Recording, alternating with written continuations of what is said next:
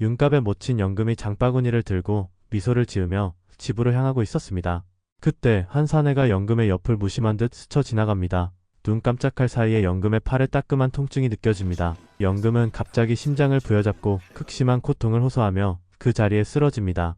치명적인 독이 순식간에 퍼진 것입니다. 코믹 멜로 액션 테마 모든 게 다 담긴 유일무이한 판타지 사극키고 구화 예고편 시작합니다. 별들이 총총히 박힌 아름다운 밤하늘 아래 집으로 향하던 여리가 촉촉이 젖은 눈망울로 강철을 바라봅니다. 왜 나한테 아무 말도 안 해줬어? 우리 할머니를 해친 게 내가 아니라 그 흉측한 팔척기였다는 걸. 어쩜 그렇게 오랫동안 나를 속일 수 있었어? 나는 그동안 너만 원망하고 또 원망했는데. 그녀의 눈빛에는 원망과 슬픔, 그리고 차마 말로 다 표현할 수 없는 깊은 혼란함이 뒤섞여 일렁입니다. 울먹이는 여리의 모습에 당황한 강철은 그게 그렇게 중요했어? 내 할머니의 죽음 앞에서 그 원인이 나였든 팔척기였든 바로 팔척기에게 덤빌까봐 그랬지. 너를 다치게 하고 싶지 않았을 뿐이다. 울음을 그치질 않는 여리를 보며 어쩔 줄 몰라 하는 강철은 내가 다 잘못했다. 그러니 그만 울음을 그치거라. 도착한 집에선 복잡한 심경이 고스란히 드러납니다. 무거운 침묵이 마당을 짓누릅니다. 평소와 다를 게 없는데 함께 있는 오늘은 왠지 어색합니다. 여리는 강철의 진심 어린 말에 더욱 가슴이 미어집니다.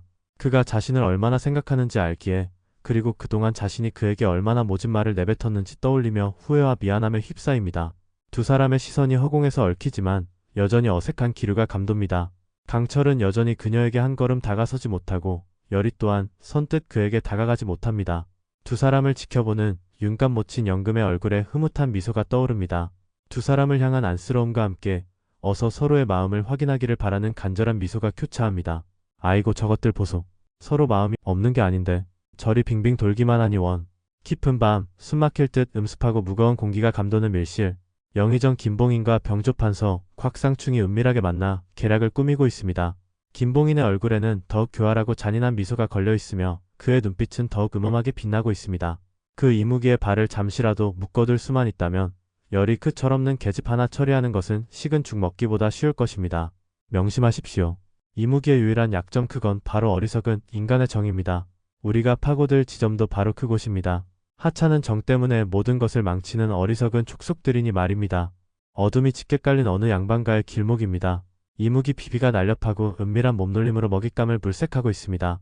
한 양반을 덮치려던 바로 그 순간 그 양반의 품에서 돼지피가 묻은 부적이 툭 하고 떨어집니다. 그것을 본 비비는 마치 불에 댄 듯 기겁하며 뒤로 물러섭니다. 순간 그의 눈빛이 형형하게 빛나며 끓어오르는 분노에 휩싸입니다. 그는 이 모든 것이 여리의 짓이라 오해하고 그녀를 향한 강렬한 적개심과 배신감을 드러냅니다. 또 이 역겨운 돼지피 부적이라니. 온 도성에 이따위 것이 쫙 깔렸단 말이야. 필시 그 교활한 계집 여리의 짓이었다. 감히 형님을 홀려 미천한 인간들 편에 서게 하더니 이제는 이 몸의 앞길까지 방해하는구나. 절대 용서 안 해. 다음날 왕 이정을 찾아간 강철은 녹이 가득한 얼굴로 쳐다봅니다. 왕을 향한 불만과 걱정이 뒤섞인 감정입니다. 이정은 그런 강철을 지그시 속내를 알 수 없는 깊은 눈빛으로 바라봅니다. 두 사람 사이에는 보이지 않는 팽팽한 긴장감이 감돕니다. 내가 입 다물라고 하지 않았어? 대체 그걸 여리에게 왜 말한 게냐? 그 애가 혹 위험에 처하면 어쩌려고. 왕 이정이 흐뭇한 미소로 대답합니다. 그 아이를 진심으로 걱정하고 있었구나. 이무기인 내가. 놀랍군. 허나 진실은 언젠가 밝혀지는 법. 그리고 그 아이는 알 권리가 있었다. 평소와 다름없이 활기 넘치는 저작거리입니다. 윤갑에 묻힌 연금이 장바구니를 들고 미소를 지으며 집으로 향하고 있었습니다. 그때 한 사내가 연금의 옆을 무심한 듯 스쳐 지나갑니다. 사내의 소매 속에서 아주 작고 검은 것이 순간적으로 반짝이는가 싶더니 눈 깜짝할 사이에 연금의 팔에 따끔한 통증이 느껴집니다. 연금은 자신도 모르게 아야 소리를 내며 팔을 만져보지만 사내는 이미 인파 속으로 사라진 뒤입니다. 잠시 후 연금은 갑자기 심장을 부여잡고 극심한 고통을 호소하며 그 자리에 쓰러집니다. 치명적인 독이 순식간에 퍼진 것입니다. 주변 상인들과 행인들이 경악하며 그녀에게 달려갑니다. 순식간에 아수라장이 됩니다. 여리는 연금이 쓰러졌다는 소식을 듣고 황급히 집으로 향합니다. 다급한 발걸음으로 숲길을 가던 중 정체불명의 자객들의 갑작스러운 습격을 받게 됩니다. 누구십니까? 내 놈들은 또 누구인데 왜 저에게 이러십니까? 한편 여리를 찾던 강철은 집으로 갔단 소식을 듣고 내심 서운합니다. 혼자 갔단 말이냐? 나에게 말도 없이? 집에 도착한 강철은 윤갑의 어미와 열이 아무도 없자 방 안을 초조하게 서성이고 있었습니다. 그때 문틈에서 작은 서찰 하나가 놓여있는 것을 발견합니다. 강철은 멈칫하며 서찰을 집어들고 떨리는 손으로 펼쳐 읽기 시작합니다. 서찰의 내용을 확인한 그의 표정은 순식간에 싸늘하게 굳어지고 눈빛에는 살기마저 감돕니다. 서찰에는 내 어미가 내 손안에 있다. 살리고 싶다면 당장 홀로 남산골 폐가로 오라. 다른 마음을 품거나 관군을 대동한다면 내 어미의 명은 없을 것이다. 라고 쓰여 있었죠. 감히 내 어머니를 건드려? 어느 놈이냐? 정녕 죽고 싶은 개냐? 내 반드시 내 놈을 찾아 목을 꺾어 놓을 테다. 음산한 기운이 감도는 남산골 폐가입니다. 강철은 믿긴 줄 알면서도 홀로 비장한 표정으로 폐가 안으로 들어섭니다. 폐가는 텅 비어있고 사방에는 거미줄이 을씨년스럽게 쳐져 있으며 바닥에는 먼지가 두껍게 쌓여 인기척 하나 없습니다. 보는 것만으로도 등골이 서늘해지는 황량한 분위기입니다. 스산한 바람소리가 폐가의 빈틈을 휘젓고 그의 발자국 소리만이 정적을 가릅니다. 연금은 보이지 않고 불길한 함정의 기운만이 그를 감쌉니다. 윤갑 어미는 어디 있느냐? 썩 나오지 못해. 강철의 외침과 동시에 폐가 사방에 교묘하게 숨겨져 있던 돼지피 묻은 붉은 실과 주술이 걸린 부적들이 섬뜩한 빛을 발하며 순식간에 강력한 결계를 형성하기 시작합니다. 대낮임에도 불구하고 결계 안은 어둠이 드리워지는 듯합니다. 강철은 극심한 고통에 휩싸여 신음하며 무릎을 꿇습니다. 온 힘을 다해 몸을 움직이려 하지만 마치 거대한 쇠사슬에 묶인 듯 몸이 말을 듣지 않습니다. 이 무기에 힘이 봉쇄된 것입니다. 젠장, 이 빌어먹을 결계인가? 대처 어느 놈이냐? 절체절명의 순간 여리는 자신도 모르게 강철만 떠오릅니다. 구해줘 강철아, 제발 내게 와줘. 그때 근처에서 이 모든 상황을 못마땅한 표정으로 지켜보고 있던 비비가 마지못해 나섭니다. 그는 여전히 여리가 마음에 들지 않지만 형인 강철이 아끼는 인간이라 어쩔 수 없이 움직입니다. 저 멍청한 계집 저러다 진짜 죽겠네. 형은 또 어디서 뭐라는 거야? 아, 진짜 귀찮게 하네 정말. 비비는 투덜거리면서도 날렵하게 자객들 앞을 막아서며 특유의 냉소적인 표정으로 그들을 노려봅니다. 그의 몸에서 푸른 기운이 희미하게 피어오릅니다. 그는 순식간에 자객들을 제압하고 여리를 위기에서 구해냅니다. 그 계집 우리 형님이 좀 아끼는 인간이다. 뭐 난 아주 마음에 안 들지만 그래도 우리 형님 물건에 손 떼는 건 영 거슬린단 말이지. 한편 폐가의 결계 안에서 고통스러워하던 강철. 어디선가 강한 기운을 감지한 가섭스님이 다급히 폐가로 향합니다. 그는 폐가 주변에 드리워진 강력한 결계를 발견하고 그 사악한 기운에 잠시 숨을 고릅니다. 가섭스님은 손에 든 금강저의 불력을 모으기 시작합니다. 금강저가 밝은 빛을 뿜어내며 부르르 떨립니다. 파사현정.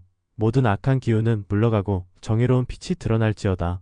가섭스님이 기합과 함께 금강저를 결계의 중심부를 향해 내리치자 강력한 빛이 터져나오며 결계가 요란한 소리와 함께 부서지기 시작합니다. 결계가 깨지면서 강철은 묶였던 힘이 돌아오는 것을 느낍니다.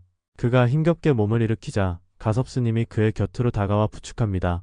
강철 괜찮은가? 속히 이곳을 벗어나야 하네. 이곳은 아주 강력하고 악한 주술로 뒤덮여 있어.